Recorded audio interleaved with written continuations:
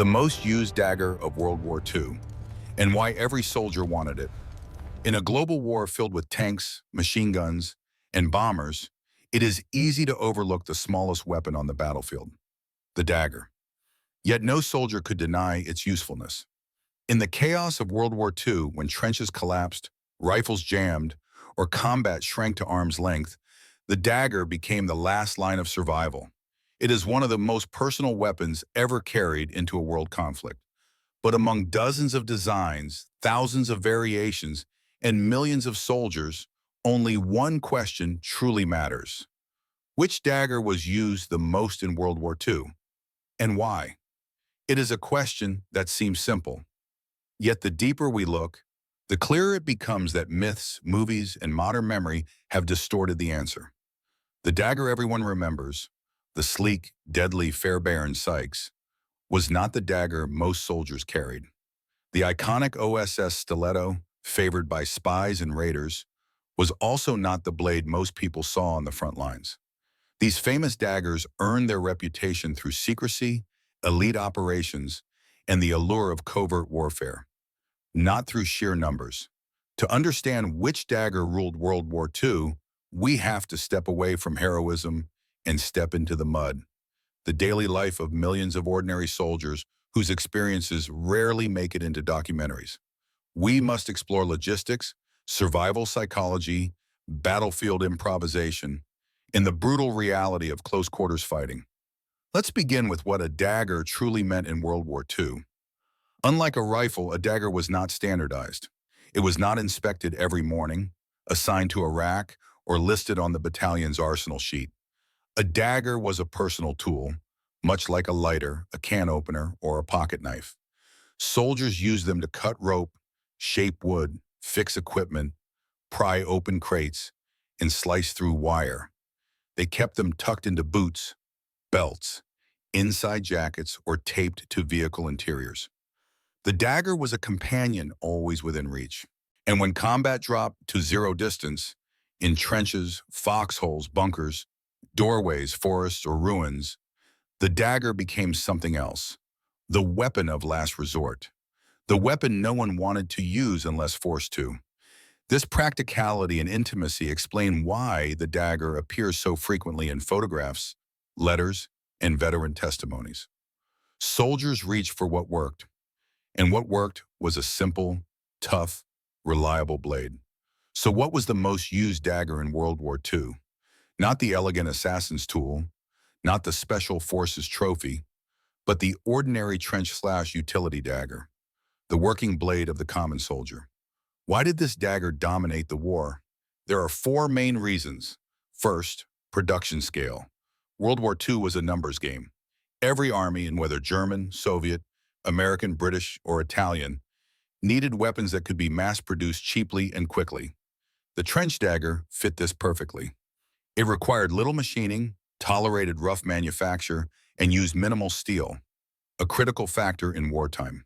Small factories and field workshops across Europe and Asia could produce them in bulk. Even in the field, troops crafted knives from scrap metal, broken bayonets, or repurposed tools. Second, utility. The trench dagger was not a specialized assassin's dagger. It was a daily tool.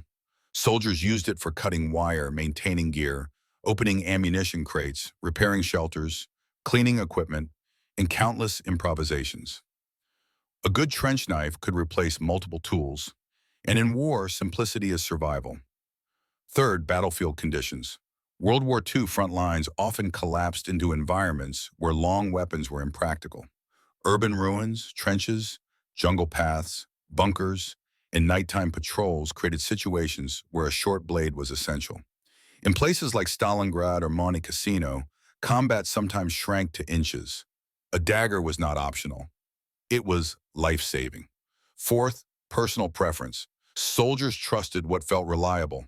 Rifles could jam, bayonets could break, pistols required ammunition, but a dagger worked in rain, mud, smoke, rubble, or darkness. It was a weapon and a tool that soldiers felt emotionally attached to, something they could keep close when everything else felt uncertain. But if the trench dagger was so common, Why does the Fairbairn Sykes or OSS Stiletto dominate modern imagination? The answer is simple: storytelling.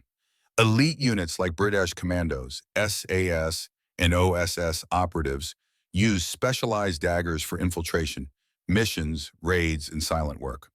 Their exploits were dramatic. Their operations were unique. Their weapons became iconic symbols of precision and stealth. But legendary does not mean common. These elite daggers were produced in far smaller quantities, issued only to select troops, and used in specific mission profiles. They represent the sharp edge of clandestine warfare, but not the everyday soldier's experience. To determine which dagger was truly most used, historians look at surviving records, procurement data, museums, and personal accounts. While exact numbers are impossible, because daggers were personal items and often undocumented, the combined evidence is overwhelming. The trench-style dagger, in its many national variations, appears everywhere: in German inventories, Soviet gear lists, American field kits, partisan diaries, British equipment guides, and even captured weapons reports. Veterans repeatedly mention carrying a simple blade, often modified or self-made. Many of these daggers do not survive today because after the war, soldiers took them home. They were placed in drawers, garages, attics, or toolboxes. Some were used in household life until they wore out.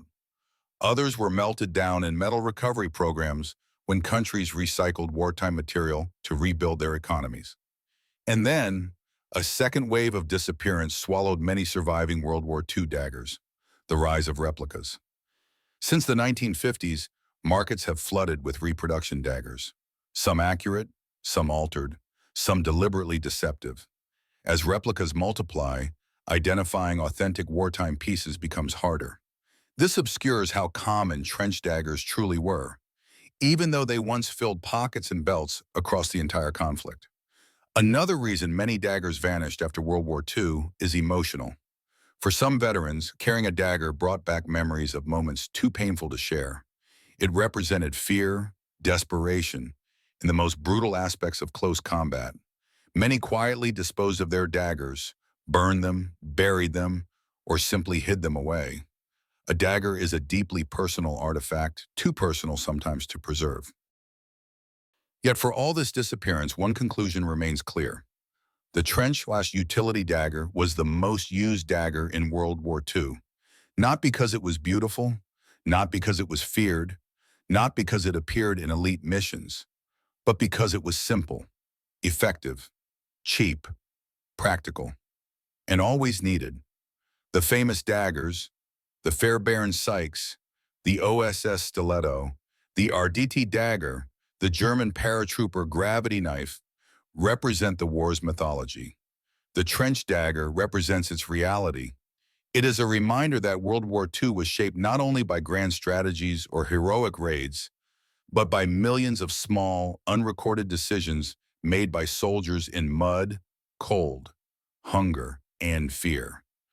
The trench dagger is the blade that truly belonged to the war, the one carried not by a few but by many. And that is why understanding this dagger matters. It offers a different lens on World War II, not the cinematic battles or celebrated victories, but the quiet human struggle for survival. A dagger is simple, yes, but in the hands of a soldier far from home, it was a tool, a companion, and at times the difference between life and death. If this breakdown revealed something new about the wartime dagger, stay with us.